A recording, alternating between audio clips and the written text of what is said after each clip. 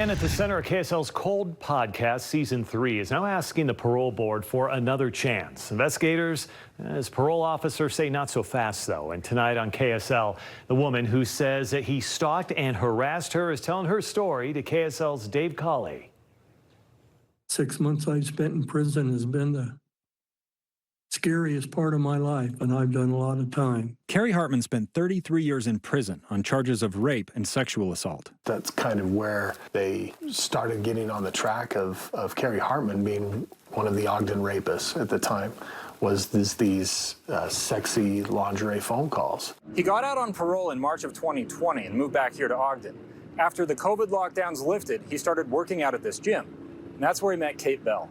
Here is this older gentleman that I'm thinking, you know what, just take a minute, take some time to get to know him. Bell says she was friendly with Hartman at first. The minute he started saying sexual things to me, like, you're so gorgeous, you're sexy, and it wasn't just the words that he would say, it was how he was looking at me. Then a call came while she was at work. It was a gentleman's voice. He was like, the mannequin in your window, is it for sale? And I was like, no, we sell only clothes. Then he went on to the underwear that the mannequin may be wearing or what I was wearing personally.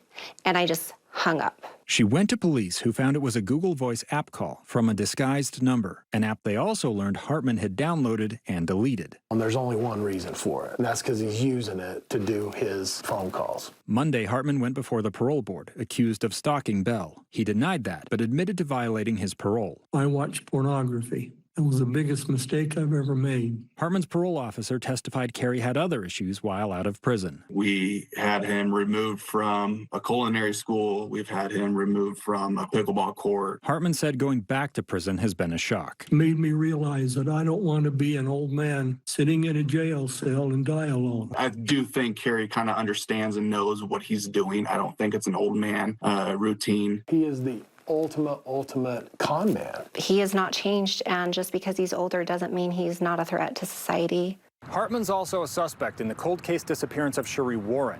You can hear all about that story in Season 3 of the podcast Cold. In Ogden, Dave Colley, KSL 5 News.